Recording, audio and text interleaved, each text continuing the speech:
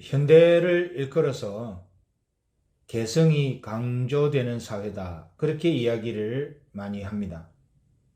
개성이 강조된다는 말은 사람의 프라이버시가 강조된다는 말이기도 하고, 또 그 사람의 주관이라든지 성향이라든지 이런 것이 존중받아야 되는 사회가 되었다라는 말이기도 합니다.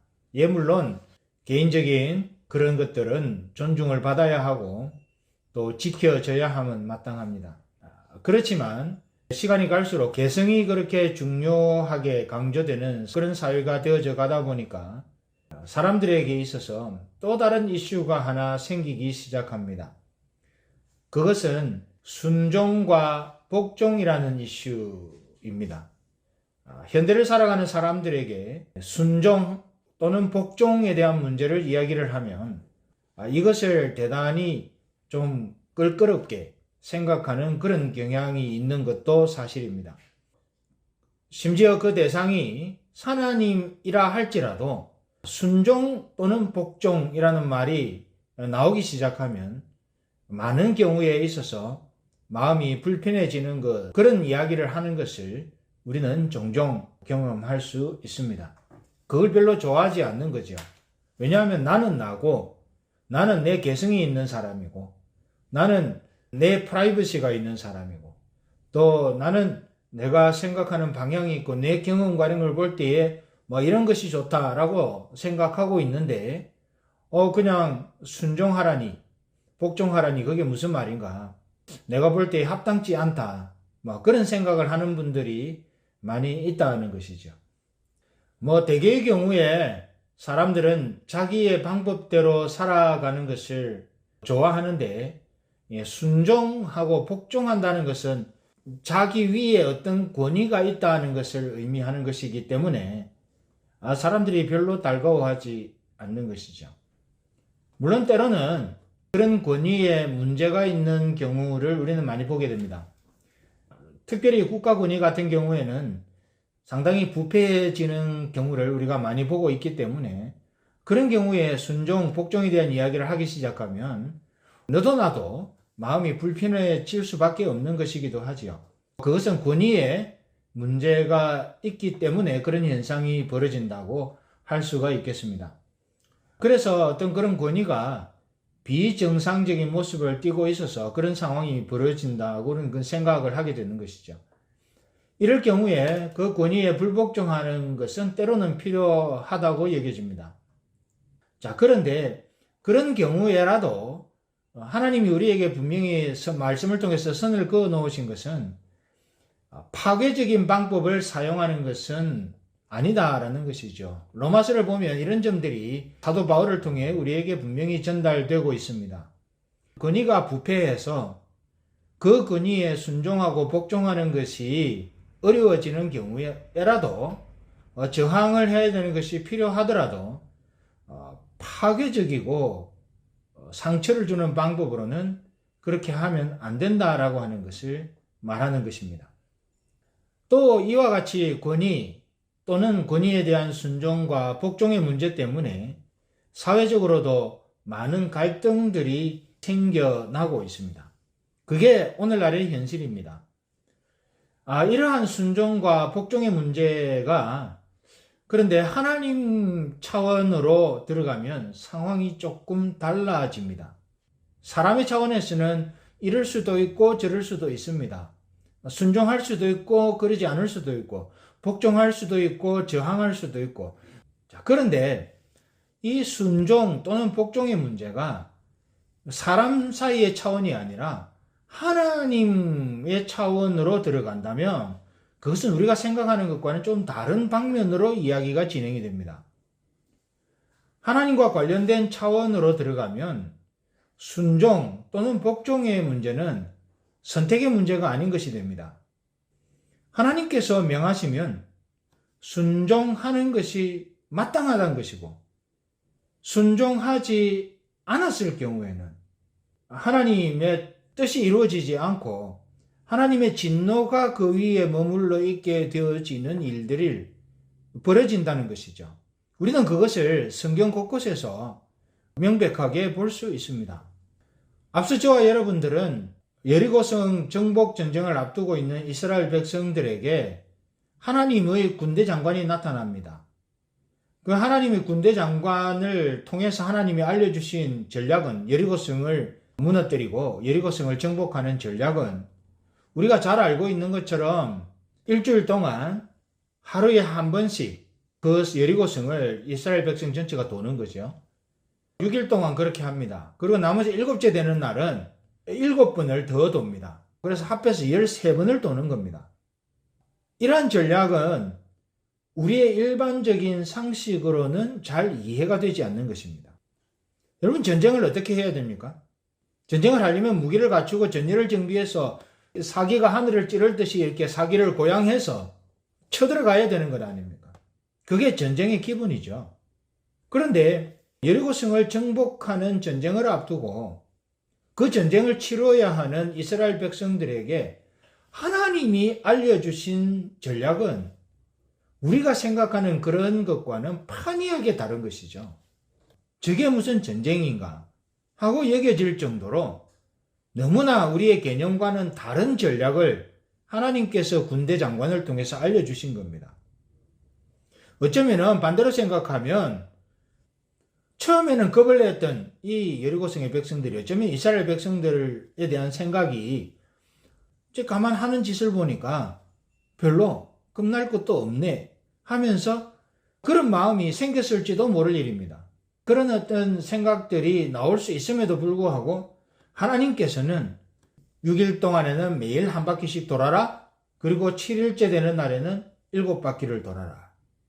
이 전략을 알려주고 그렇게 하라고 명령합니다.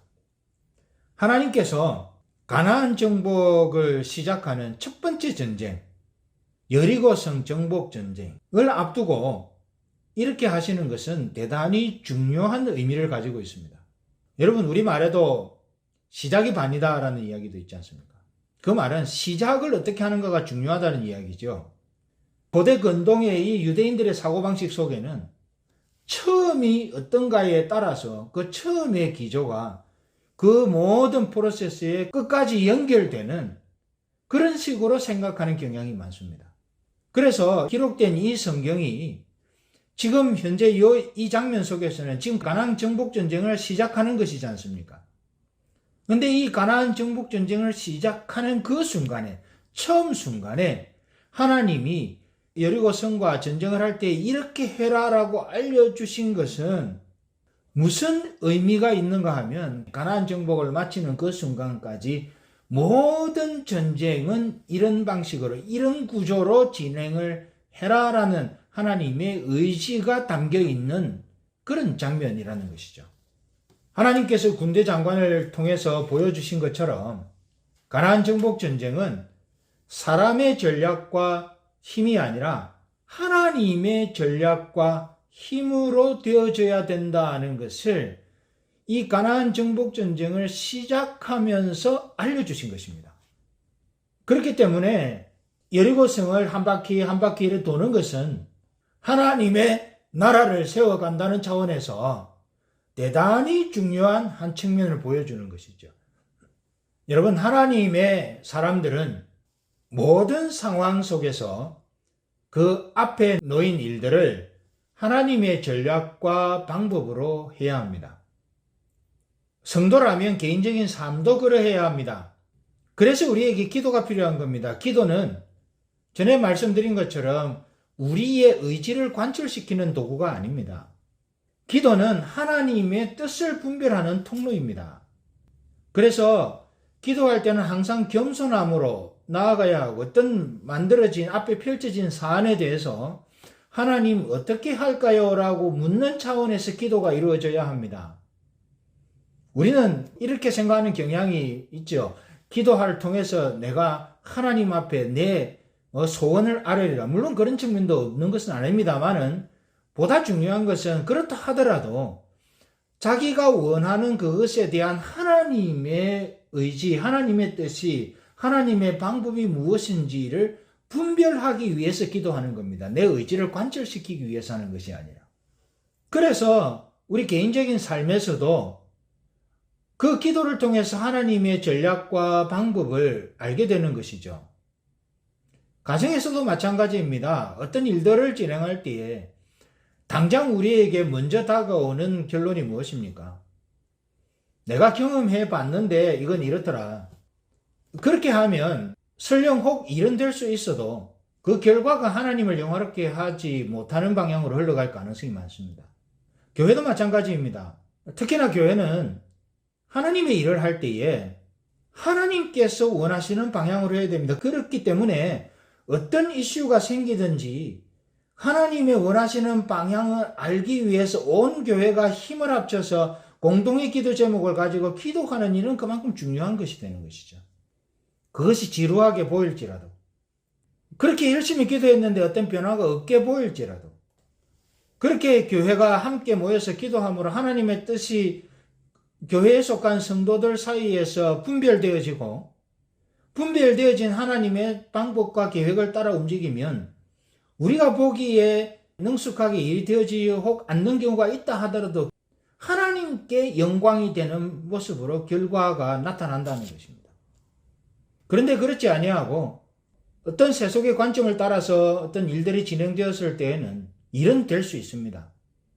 그런데 그 일됨의 결과가 하나님을 영화롭게 하는 것과는 거리가 멀 수 있기 때문에 교회가 하나님의 일을 해 나갈 때에도 반드시 온 공동체가 한 마음을 가지고 그 기도 제목을 갖고 기도하고 서로 하나님의 뜻을 분별해서 행할 것이 필요하다는 겁니다. 지금 하나님께서 가나안 정복 전쟁의 첫 단추를 꿰는 이 자리에서 하나님의 전략을 알려주셨고 하나님의 방법을 알려주셨고 그렇게 할 때에 하나님께서는 그 결과마저도 책임지시겠다고 하는 약속의 말씀을 해주고 계시는 것이죠. 우리 개인이든 가정이든 교회든 이러한 구조를 눈여겨보고 마음에 간직하고 우리가 현실적으로 무엇을 하든지 간에 이런 점을 따라서 이런 모습을 따라서 우리의 발걸음을 옮겨가야 될 필요가 있다 하는 점을 우리는 꼭 기억해야 합니다. 그렇게 하나님의 전략과 방법대로 해야 하나님의 뜻을 이룰 수 있습니다. 그 반대의 경우는 혹 보기에 괜찮은 모습으로 일은 될 수 있으나 하나님의 뜻은 이룰 수 없습니다. 도리어 하나님의 진노가 그 위에 머물러 있을 수 있습니다.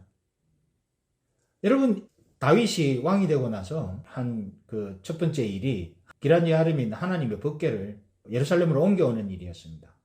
자, 그런데요, 그 법궤를 옮겨오는 과정에서 어떻게 합니까? 한 차례 어려움을 겪게 되죠. 법궤를 원래는 어떻게 옮겨와야 됩니까? 이 제사장들이 메고 와야 되잖아요. 그런데 그 법궤를 수레에다 싣고 오다가 법궤가 떨어질 것 같으니까 우사라고 하는 사람이 그 법궤를 붙듭니다. 얼마나 합리적이에요. 법궤가 넘어질 것 같으니까, 수레에서 떨어질 것 같으니까 얼마나 충성스러운 마음으로 그 법궤를 붙잡았겠습니까? 그런데 이 사람은 그 자리에 죽어버렸습니다. 법궤를 대하는 하나님의 방법을 무시했다는 것이죠. 인간적으로 볼 때는 합리적이에요. 맞는 이야기예요. 우리가 합리적으로 일을 해나가는 것과 하나님의 방법을 따르는 것 사이에서 우리는 분명한 결단을 해야 합니다. 합리적인 개념을 따르면 일은 혹 될 수 있으나 하나님 보시기에 아름답지 못한 결과를 만들 수 있습니다. 그러므로 우리는 어떤 순간에 처하든지 무슨 일을 하든지 하나님의 전략과 방법을 따라서 해야 함이 마땅하고, 왜냐하면 우리는 하나님의 사람들이니까요. 그렇게 했을 때에 우리가 그토록 소망하는 하나님께 영광이 되는 결과를 만들어갈 수 있게 되는 것이죠. 모든 일에 대해서 그렇게 해야 하는데, 그렇게 하기 위해서는 하나님과의 친밀한 교제가 필수적이라고 할 수 있을 것입니다. 하나님께서는 하나님의 친밀한 종들에게 그 뜻과 방법을 알려주시기 때문입니다. 하나님을 멀리하고 있는 사람들에게 하나님은 결코 하나님의 계획을 알려주시지 않습니다. 하나님을 진실로 신뢰하면서 하나님 앞에 무릎 꿇는 하나님의 백성들에게만 하나님께서는 그 계획과 방법과 전략을 알려주시고 그렇게 진행이 되도록 하나님은 뒷배를 봐주십니다. 그런데 그렇지 않을 경우에는 하나님은 그리하지 않으십니다.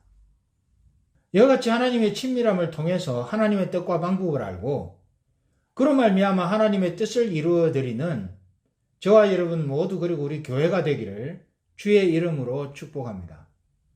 비록 인간적으로 이해가 되지 않을 수도 있었지만 이스라엘 백성들은 하나님의 방법에 순종합니다. 뭐 이런 명령을 주시나 아마 입이 근질근질했을는지도 모를 일입니다. 한 바퀴 도는데 첫날에는 뭐 어떻게 돌았다 치더라도 둘째 날, 셋째 날, 넷째 날, 다섯째 날, 여섯째 날쯤 되면 사람들이 입에서 뭐 궁시렁궁시렁 하는 소리 하지 않았겠습니까? 그러니까 하나님께서 그 상황을 아셨는지 이 돌면서 아무 말도 하지 말라고, 입을 열지 말라고 그렇게 신신당부하십니다. 이스라엘 백성들이 문자 그대로 하나님의 방법에 순종합니다. 이유를 묻지 않았습니다. 왜 돌아야 되냐부터 그런 이유 물었다는 장면이 전혀 나오지 않습니다. 논리적인 근거를 가지고 우리가 쓸데없이 왜 이러느냐고 항의하지도 않았습니다. 그저 하나님의 군대 장관이 지시한 대로 움직였습니다. 그러자 어떤 일이 벌어집니까? 이들이 전쟁한 것은 아닙니다. 그냥 7일째 날에 7번 돌고 나서 쭉 둘러서서 외쳤겠지요. 무엇을 어떻게 외쳤는지는 잘 모르겠습니다. 그러나 고함을 질렀는지 어떤 하나님의 이름을 찬양했는지 그거는 잘 모르겠으나 어쨌든 오늘 이 말씀을 보니까 이스라엘 백성들이 여리고성 주변에서 외쳤다고 했습니다. 그렇게 외치니까 여리고성이 무너집니다. 하나님의 뜻이 이루어진 거죠.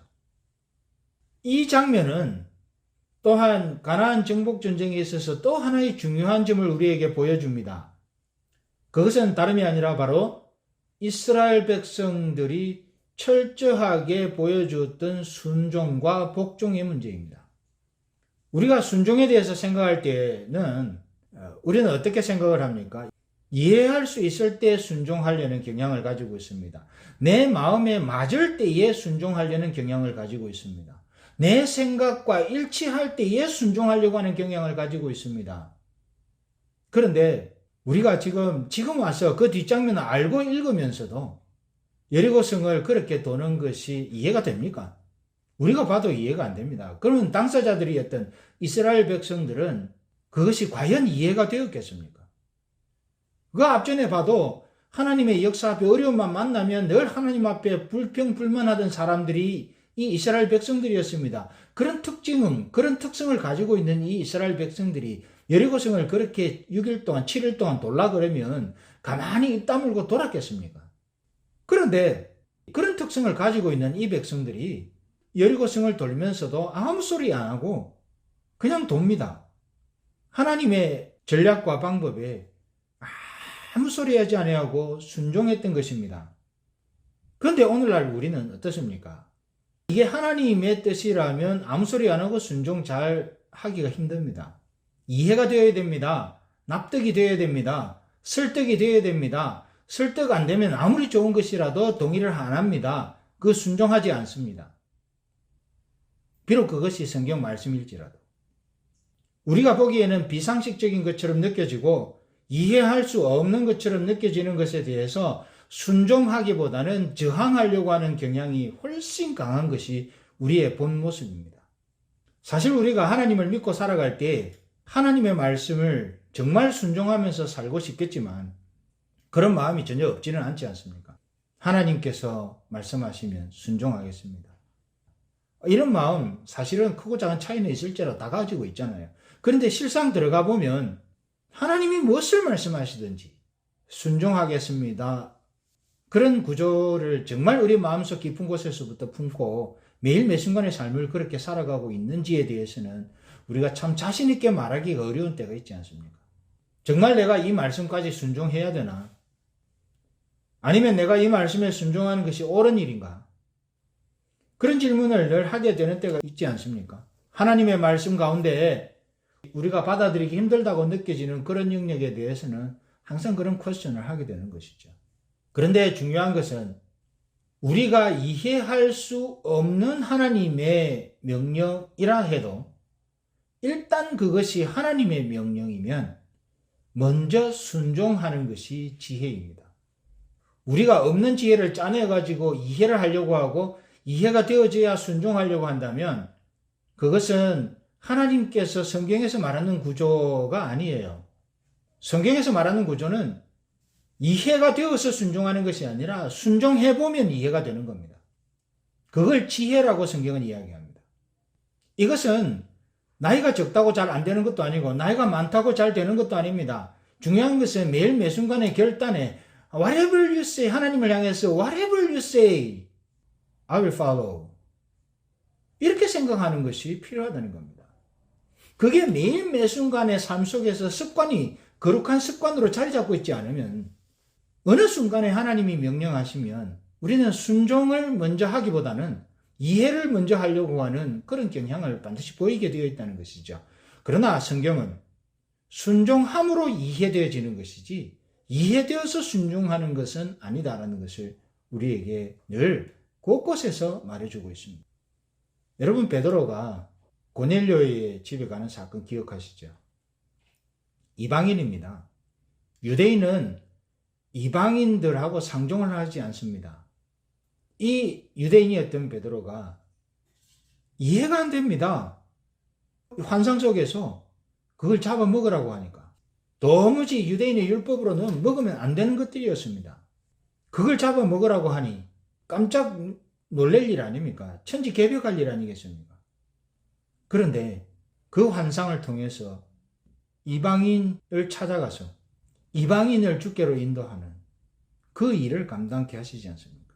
만약에 이 베드로가 도무지 나는 안 하겠다고 거절했었더라면 자기의 현재까지의 이해력을 가지고 유대인으로서의 정체성을 가지고 나는 그것은 내 종교적인 전통상 도무지 하면 안 되는 일입니다라고 했다면 하나님께서 다른 사람을 들어서 쓰셨을는지는 모르겠습니다. 그러나 베드로를 통해서 계획하신 하나님의 뜻은 이루어지지 않았을 것입니다. 그런데 베드로는 이해가 되지 않았습니다. 그러나 환상 중에 말씀하신 하나님의 뜻을 따라서 이해되지 않았지만 순종해보니 나중에 하나님이 왜 그러셨는지를 이해하게 된 겁니다. 다시 말씀드립니다마는 우리는 이해되어서 순종하는 것이 아닙니다. 순종해보니 하나님의 의도가 이해되는 것입니다. 우리가 아무리 이해할 수 없는 명령이라 해도 그것이 하나님의 명령이면 먼저 순종하는 것이 지혜입니다. 어떤 분들은 이것이 하나님의 명령인 줄은 알지만 내가 이해할 수 없으니 나는 거부합니다. 이런 태도를 취하는 분들도 계십니다. 그럴 만한 이유가 있다고 볼 수 있습니다. 그러나 우리가 지혜로운 성도가 되려면 그것이 하나님의 명령이라면 이해되지 않아도 순종하는 것이 좋습니다. 그렇기 때문에 가정에서든 개인이든 교회든 어떤 하나님의 일을 함에 있어서 그 공동체에 속한 멤버들을 이해시키려고 하는 것은 옳지 않습니다. 옳은 것이 뭡니까? 함께 기도하면서 하나님의 방향을 분별하는 것입니다.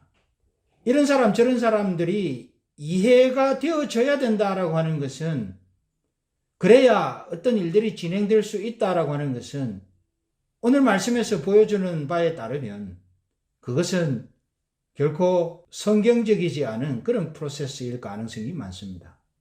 어떤 중요한 일을 우리가 앞두고 있다면 반드시 공동체가 한 마음으로 기도하는 과정이 필요하고 그 기도하는 과정을 통해서 하나님이 공동체에게 주시는 그 마음을 서로가 분별하고 그 분별함을 통해서 깨달아진 하나님의 전략과 방법을 따라서 그 일을 진행해야만이 하나님이 기뻐하시는 결과를 맺을 수 있는 것을 우리는 알아야 하고 그렇게 하는 모든 것이 지혜롭다라고 말할 수 있는 것이 되는 것입니다. 우리가 지혜로운 성도가 되려면 정말로 하나님이 명령하신 것, 하나님이 우리에게 감동하신 것, 하나님이 우리에게 조명하신 것이 이해가 되지 않아도 일단 순종함으로 행동하는 것이 아름다운 그런 모습이 되는 것이죠. 그것이 주의 뜻을 이루는 방법입니다. 오늘 여리고성 전쟁을 통해서 하나님이 보여주신 것, 또 여리고성 전쟁의 장면을 통해서 성경이 우리에게 보여주는 것은 바로 그러한 점입니다. 주의 뜻을 이루는 방법이 무엇인가? 주의 뜻을 이루는 방법은 우리가 뭔가를 열심히 생각해내는 것이 아니라 순종입니다. 복종입니다. 하나님의 뜻에 복종. 그게 필요한 것이지 다른 것이 필요한 것은 아닙니다. 다시 말씀드리면 우리가 이해되지 않아도 순종하는 것, 그것이 키포인트라는 것입니다. 그러면 하나님이 일하십니다. 여러분, 과연 우리가 주의 뜻을 이루기 원한다면 어떠한 경우에라도 주의 인도하심, 주께서 알려주시는 방법에 순종과 복종으로 화답하는 저와 여러분 모두가 되기를 축복합니다. 그에 앞서서 온 공동체가 한 마음을 가지고 한 심령을 가지고 그 문제를 두고 그 이슈를 두고 함께 기도하는 과정이 반드시 있어야 한다는 사실을 잊지 말았으면 좋겠습니다. 그래야 하나님의 일이 이루어집니다. 하나님의 일은 우리의 경험으로 하는 것이 아닙니다. 하나님의 일은 우리의 지혜로 하는 것이 아닙니다. 하나님의 일은 우리의 능력과 실력으로 하는 것이 아닙니다. 하나님의 일은 우리의 능력과 어떤 다른 것을 통해서 하는 것이 절대로 아닙니다. 하나님의 일은 하나님의 방법과 자원으로 하는 것입니다. 만일 우리가 주의 명령을 따라서 이해되지 않아도 순종과 복종으로 화답하기를 원한다면 하나님께서 저와 여러분을 통해, 아니면 우리 개인적인 삶을 통해, 또 여러분의 가정을 통해, 또 우리가 속한 교회를 통해 하나님의 그 뜻과 계획을 이루어 가시는 것을 우리가 나중에 분명히 보게 될 것입니다. 여러분, 이해되지 않아도 순종하는 믿음의 태도를 가지시고 하나님의 영광을 위한 결과를 만들어 가시는 그런 저와 여러분 모두가 되기를 주의 이름으로 축복합니다.